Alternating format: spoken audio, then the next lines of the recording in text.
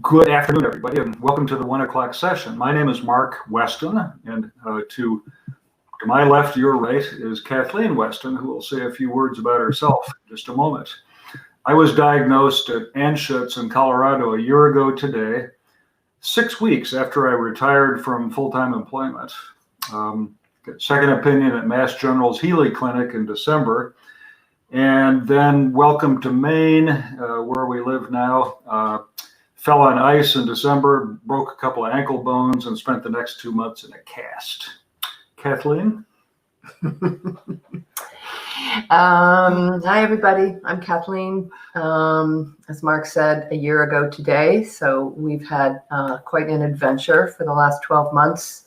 I retired just a handful of days before Mark's diagnosis. And very shortly thereafter, we left for our home here in Belfast, which we were just coming to live in for the first time. So back to you. So we met Grace first spring or summer through some virtual telemedicine kind of stuff. Grace was recommended to us by Lori McFerrin with the chapter as we were struggling with a few things, including my diagnosis, our move from our longtime home in Colorado to Maine, and all the resulting turmoil, which included loss of community, loss of ready access to old friends and built-in support systems, the impact of ALS on our marriage, and of course later the impact of COVID-19 on our ability to find community and develop new friends here in Belfast. And then we were really lucky to have been able to participate in the amazing pilot of the Mindfulness study that was led by Grace and Dr. Theana Pateropoulos, say that 10 times, earlier this summer. And as a result, are thrilled to introduce Grace Plummer's afternoon session using mindfulness to cope. The thing about Grace is that her name enters the room before she does. She fills it out well. She was pretty remarkable in bringing Mark and I back to this, well, bringing us to a brand new center. And between the private work we did with her and the mindfulness work that we did with her, her skill and training share a compassion, which is pretty remarkable. And we hope you all get to enjoy that part of her today. So to you, Grace. Thank you, Grace. Thank you so much for that wonderful, generous introduction. Nice to see you both. Hello, everyone. I'm again honored to be back here. I'm just going to pull up my presentation. Let's see. Here we go.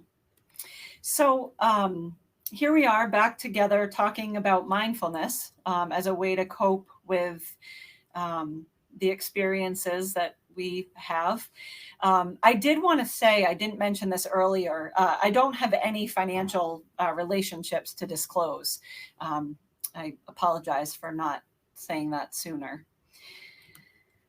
So here we are, Dr. Olensky, who writes a book, Unlimiting Mind. He says, there is something beautiful in us, eager to unfold, organic like a plant. It need only be cleared of choking weeds, watered by kindness and generosity, and turned to the bright, nurturing rays of wisdom.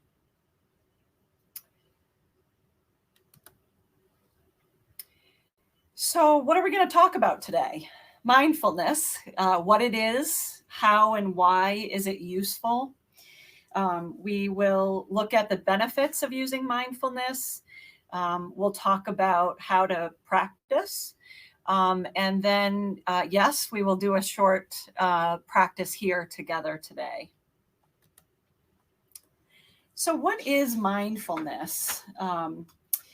Many definitions, but one that is sort of widely adopted, a non-judgmental or compassionate present moment awareness of what is going on inside of us, around us, John Kabat-Zinn, who is the creator of the mindfulness-based stress reduction program, known as MBSR, which is offered widely throughout Maine Health and hopefully in your medical system also if you're in another state. He says mindfulness is awareness that arises through paying attention on purpose in the present moment, non-judgmentally. So think of it as paying attention today as we talk about this, bringing your attention back to the now. So mindfulness is not about thinking more. It's not about zoning out. It's not about emptying the mind. It's not about dulling the mind. Mindfulness is not a religious practice. And it's not about feeling good. Feeling good is potentially a side effect to the practice or a potential benefit that people get, but it's not about that. That's not necessarily the goal. So despite the fact that distraction is where most of us live most of the time, hustling from caring for children, attending medical appointments, trying to decide whether to stay or move, just being in the day to day, we are capable of slowing down. We are organisms that are capable of noticing, of paying attention more acutely, of being with, as I said earlier today, of being with whatever arises. We have the capacity to do that. It's not dangerous to be with whatever is there for us.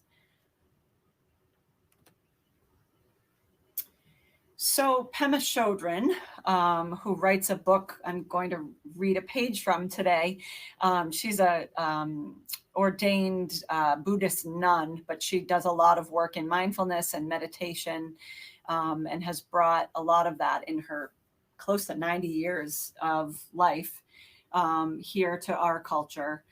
She says the path is the goal.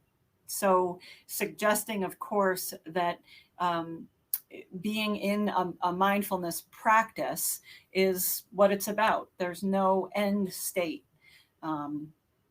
Again, I talked earlier about having realistic expectations. When we enter a mindfulness practice, whether casually or, really kind of committedly, there's no expectation of arriving at some, zenned out, calm state. There are people who've been practicing for 20 years who are struggling with that monkey brain that many of us, myself included, have. And we'll talk more about that.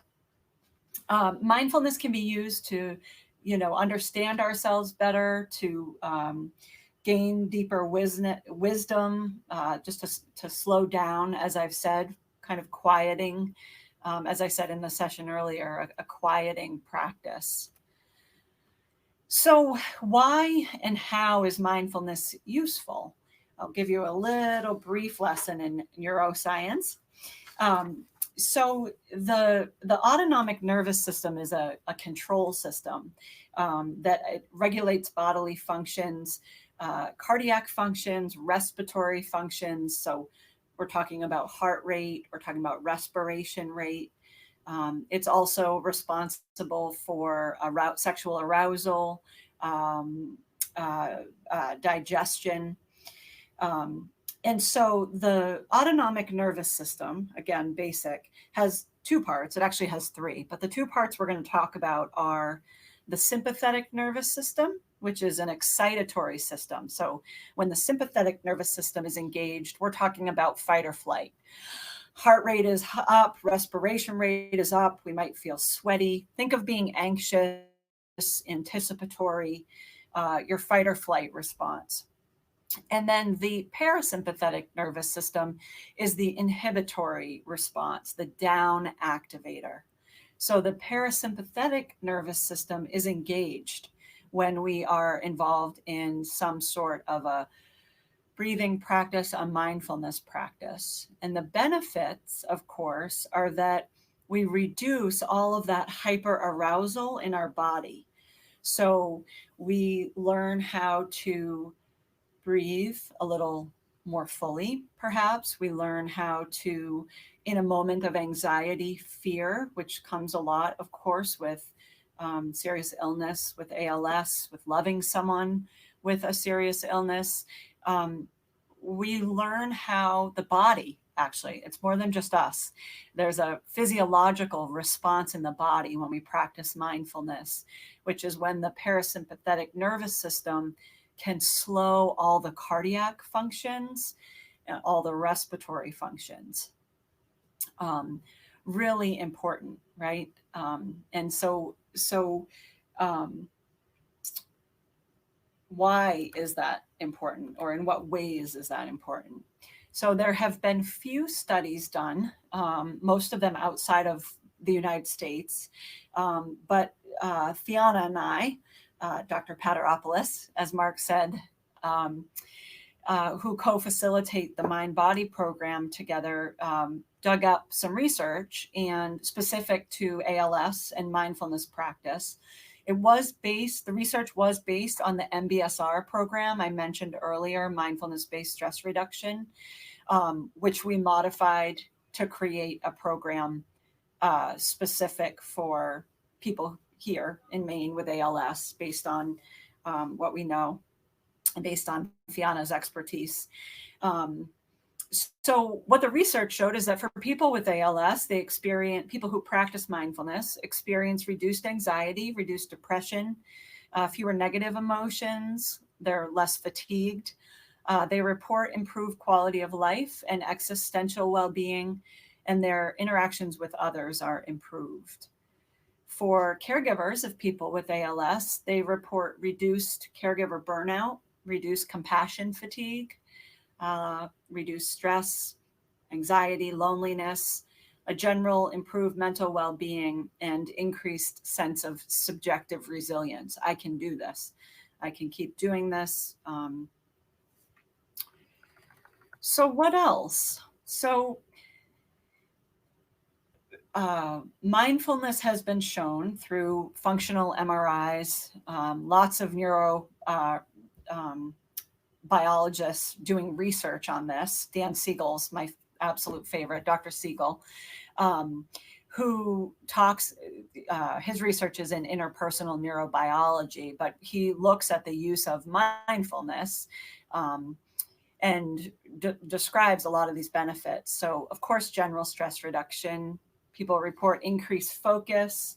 They report being able to regulate emotions better. That impulses, and when I think of impulse, we're not talking about an impulse to do something crazy. I'm thinking about, just a slow down. Do I need to eat that fourth brownie, or do I need to, have that extra beer? So just sort of slowing down some of those habitual patterns that we all get engaged in our life.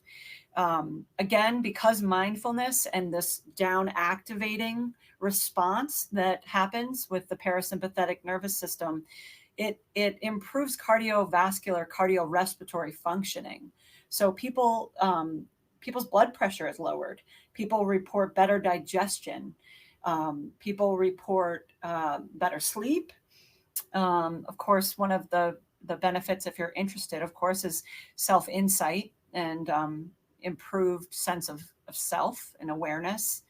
And then mindfulness is integrated into, I think, every pain management program that I know about, because it's known to improve people's experience of managing their pain. So enormous benefits, and I'm not even listing all of them. I didn't say before, but please feel free to type in questions. I can see them as they pop up, so don't hesitate. I know I'm moving quickly because we have a lot to cover, and I want to make sure I get to guide you through just a really brief 3-minute mindfulness exercise today. So actually, before we go to this, I'm going to read something to you guys. So this is Pema Chodron, and she says, generally speaking, we regard discomfort in any form as bad news. But for practitioners, people who have a certain hunger to know what is true, feelings like disappointment, embarrassment, irritation, resentment, anger, fear, instead of being bad news, are actually very clear moments that teach us where it is that we're holding back. They teach us to perk up and lean in when we feel we'd rather collapse and back away. They're like messengers that show us with terrifying clarity exactly where we're stuck. This very moment is the perfect teacher. And lucky for us, it's with us wherever we are. Those events and people in our lives who trigger our unresolved issues could be regarded as good news. We don't have to go hunting for anything. We don't need to try to create situations in which we reach our limit. They occur all by themselves. Each day, we're given many opportunities to open up or to shut down. The most precious opportunity presents itself when we come to the place where we think we can't handle whatever is happening. It's too much. Things have gone too far. We feel badly about ourselves. There's no way we can manipulate the situation to make ourselves come out looking or feeling good. No matter how hard we try, it just won't work. Basically, life has just nailed us. It's as if you looked in the mirror and you saw a gorilla. The mirror's there, it's showing you, and what you see looks horrible. You try to angle the mirror so you'll look a little better, feel a little better, but no matter what you do, you still look like a gorilla. That's being nailed by life. The place where you have no choice except to embrace what's happening or push it away. Most of us do not take these situations as teachings. We automatically hate them. We run like crazy. We use all kinds of ways to escape. All addictions stem from this moment when we meet our edge and we just can't stand it. We feel we have to soften it. We have to pad it with something. And we become addicted to whatever it is that seems to ease the pain. There are so many ways that have been dreamt up to entertain us away from the moment. Soften its hard edge, deaden it so we don't have to feel the full impact of the pain that arises when we cannot manipulate the situation to make us come out looking fine. Meditation, mindfulness is an invitation to notice when we reach our limit and to not get carried away by fear or by hope. Through meditation and mindfulness, we're able to see clearly what's going on with our thoughts and our emotions, and we can learn to let them go. What's encouraging about mindfulness is that even if we shut down, we can no longer shut down in ignorance. We see very clearly that we're closing off. That in itself begins to illuminate the darkness of ignorance. We're able to see how we run and hide and keep ourselves busy so that we never have to let our hearts be penetrated. And maybe also we get to see how we could be open and relaxed. This comes from When Things Fall Apart by Pema Chodron. You'll see that again in the resources section at the end of this. But so beautifully, she describes the experience of shutting down and, of course, the benefits to opening up. So I see a question, a free mindfulness program online. Is there one that we can use each day? And wonderful, Mark has written back that Headspace has a no-cost option.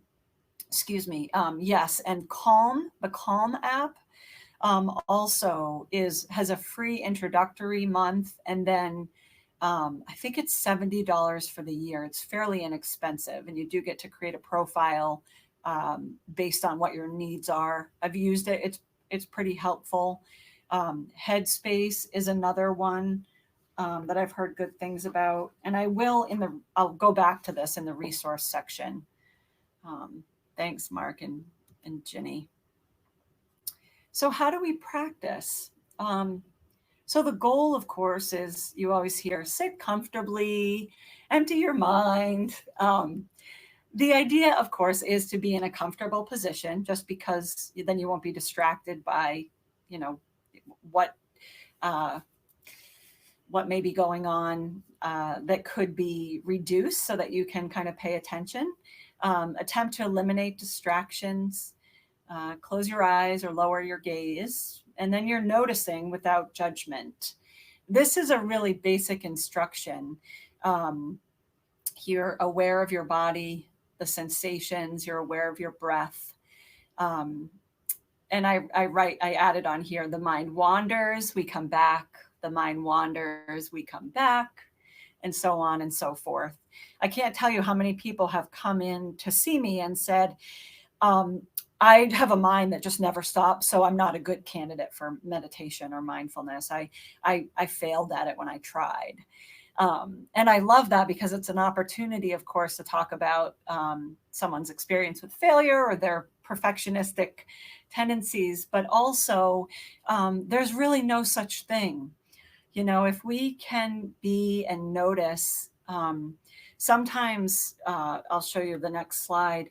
Sometimes a great way to start is by noticing what your food tastes like, or noticing a sound of your, you know, in your favorite song, noticing the smell of, you know, your partner's shampoo, can be a really great place to start. That's mindfulness. You don't necessarily have to have a formal sitting practice. Of course, it's great if you do. The benefits are enhanced with about a 10-minute daily mindfulness practice. You're actually changing the anatomy of your brain.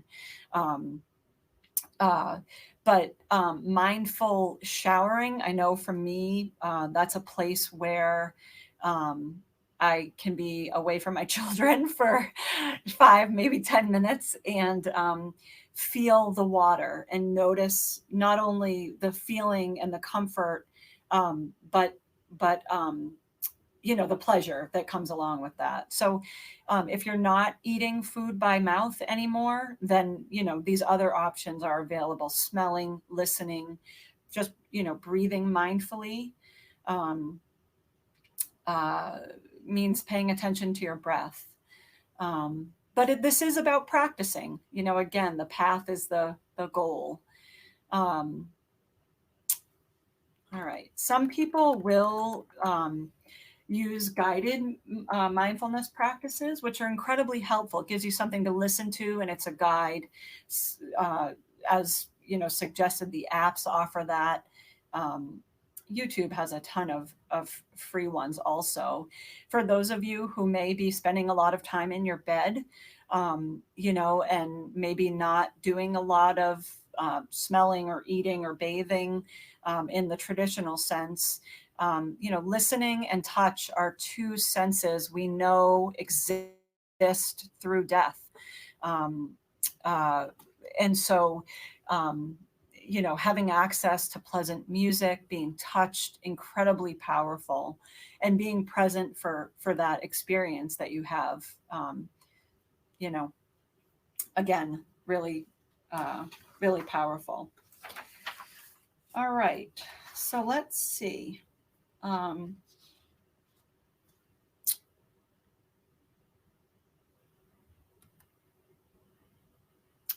Yeah, so insight timer, calm. I'll leave this slide up for a minute. So if people want to write anything down or snap a photo of the slide. When things fall apart is the 5th one listed. That's what I was reading from. I actually have the book right here. Heart Advice for Difficult Times. I've read this book so many times. It's just one of those books you keep on your shelf. But I will tell you, if you're trying to learn mindfulness for Beginners by John Kabat-Zinn is really helpful because it offers instruction, insights, and answers to questions. It's really a good, you know, might be a good place to start. And like I said, YouTube is helpful. I do want to bring up again, I mentioned it earlier, but I do want to bring up that, you know, part of mindfulness, when you think about just paying attention, you know, one of the opportunities we have right now, where mindfulness is so rooted in loving kindness and compassion, is just, the people who we live with, is to look at them and notice the color of their eyes.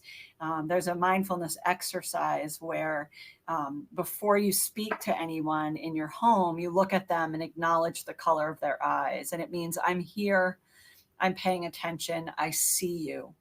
For many of us, again, we're distracted. We're cooking a meal, we're paying bills, we are taking care of cleaning a peg tube, whatever it is that's going on, the news, the election, COVID, it just goes on and on. And so, I invite you to use that as a strategy. Just notice the color of each other's eyes before you start talking. There are mindful eating scripts online, very basic. It's about tasting your food, feeling it in your mouth, noticing, the temperature of a sip of water, of a chip of ice. Again, really powerful exercises. So what I want to do now is invite us to do a bit of practice together, and I'm going to guide us in this. You're welcome to participate or not. It's about 4 minutes or so. And then we can touch base after.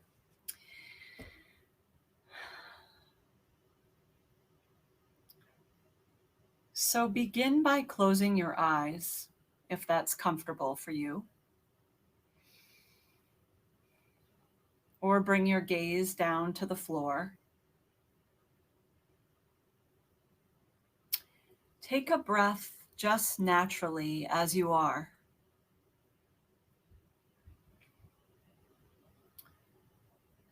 I invite you to gently bring your attention to your body.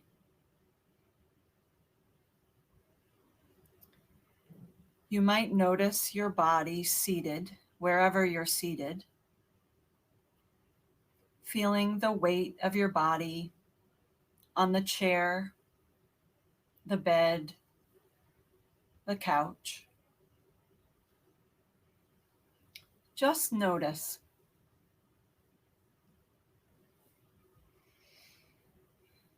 Take a couple more breaths naturally as you are, without trying to change a thing.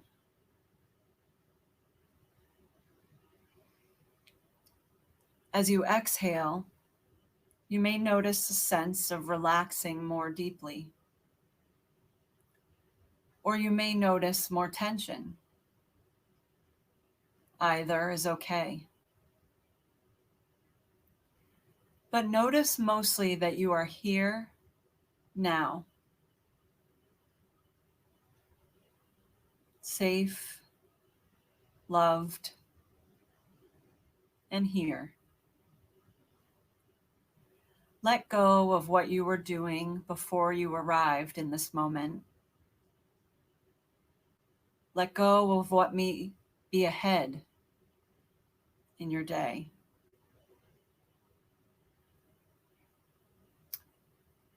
Noticing your body in your seat, grounded and open. Keep breathing as you are.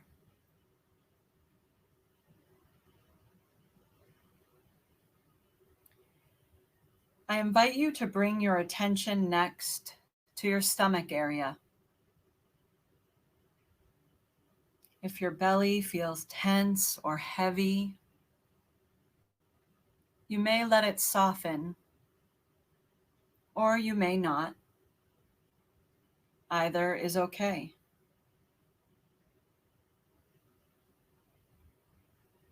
Notice your belly rise and fall with your breaths.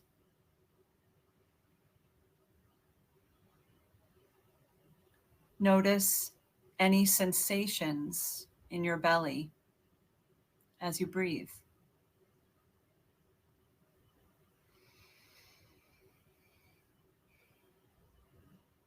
You may have many thoughts right now. I'm not doing this right. This is boring. When will this end? That's okay. Just notice them. And with loving kindness, let them float by like leaves on a stream.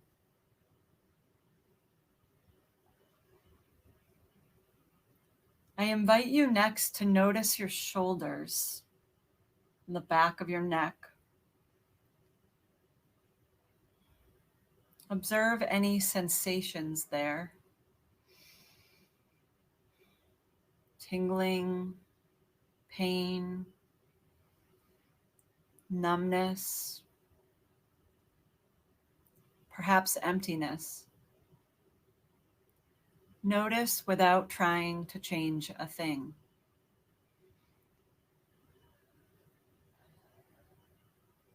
And keep breathing as you are.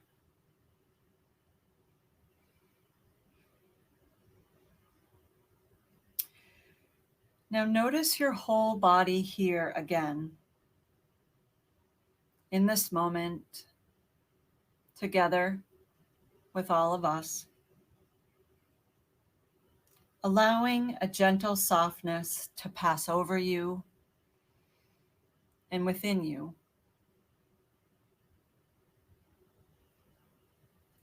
Reminding yourself that you're here, safe and loved. Take another breath, naturally as you are. And in that breath, be aware of your whole body as best as you can. One more time.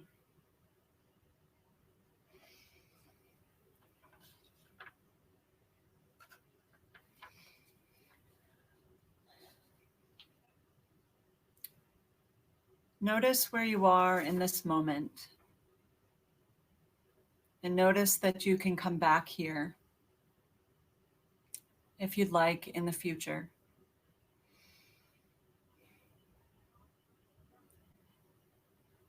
I invite you to take a couple more mindful breaths. And when you feel ready, open your eyes and come back to us.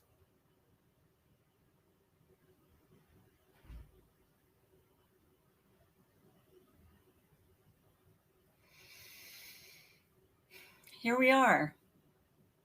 That's an example of a mindfulness exercise.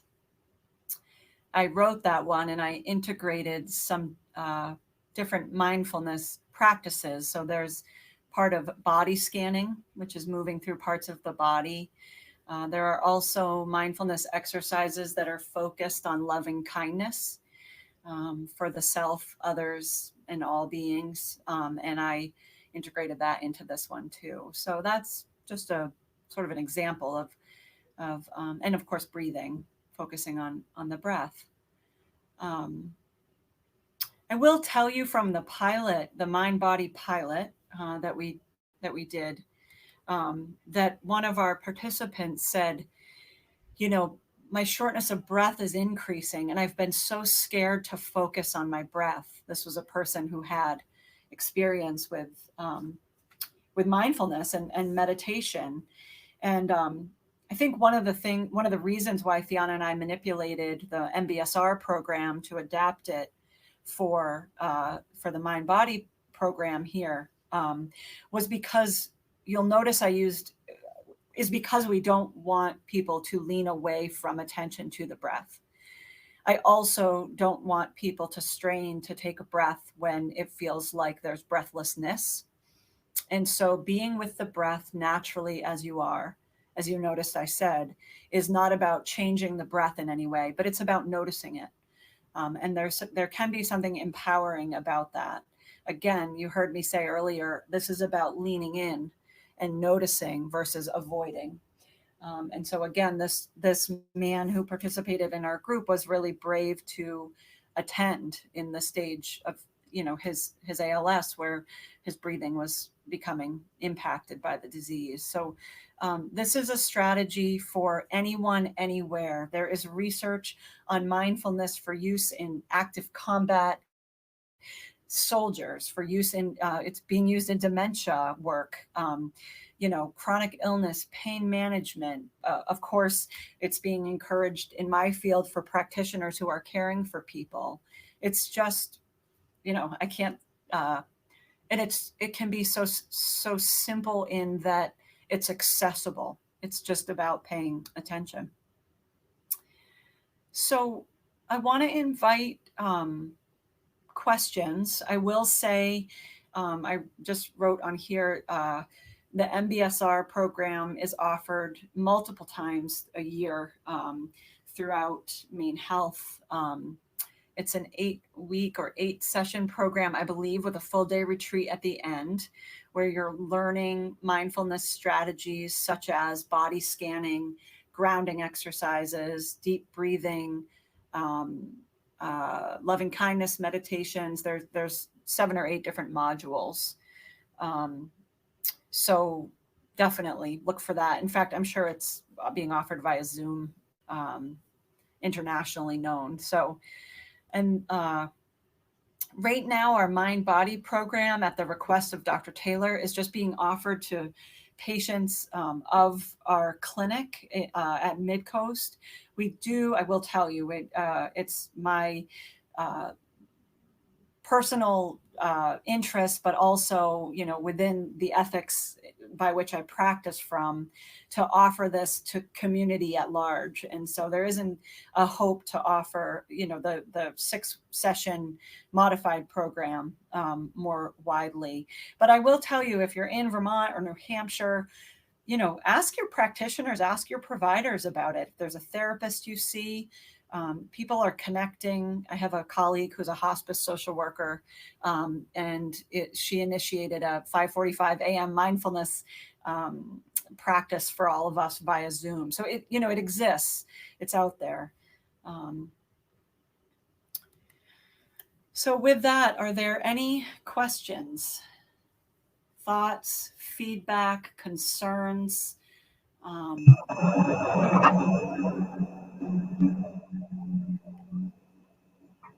And Grace, I've joined you again. It's Lori, and I'm just going to make sure that we'll take the next few minutes for folks to type in their questions, to give their thoughts. I wanted to ask a question though. I think and Bruce leaves you a comment. Thank you, Grace. Well done. Oh, thank you, Bruce.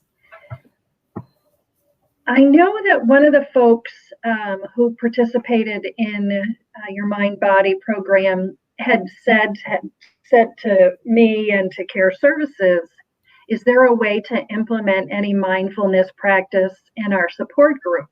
And my quick response was, well, it's your group.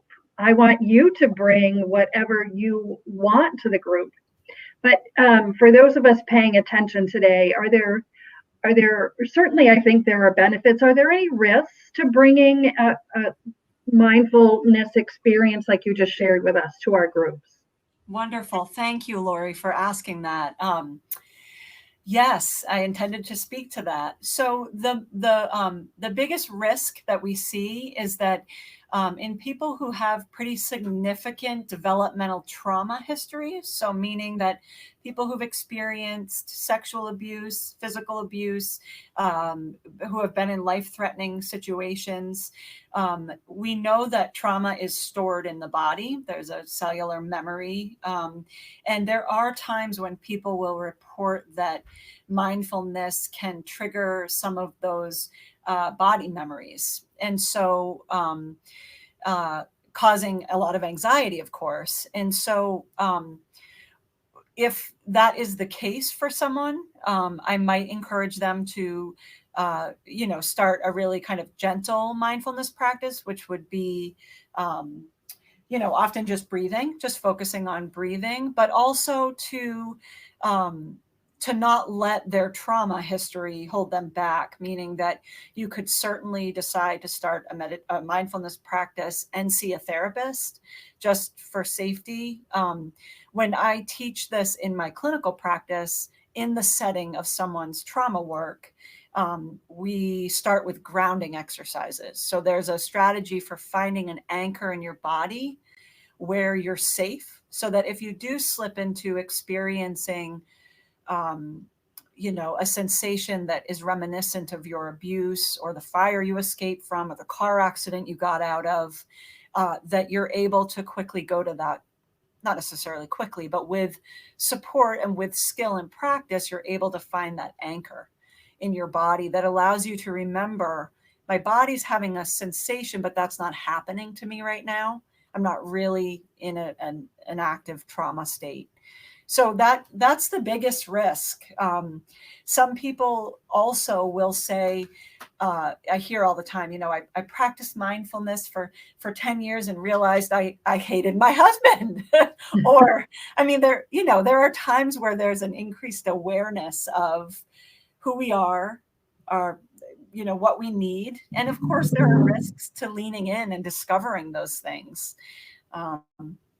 But I would say the trauma sensitivity is the first thing.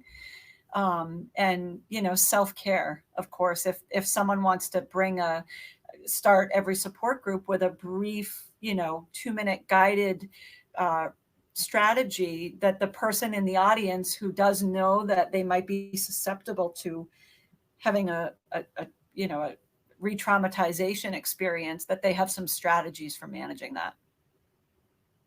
Great. Thanks so much. And I want to, this is going to make your day, Grace. Ginny says, fantastic presentation.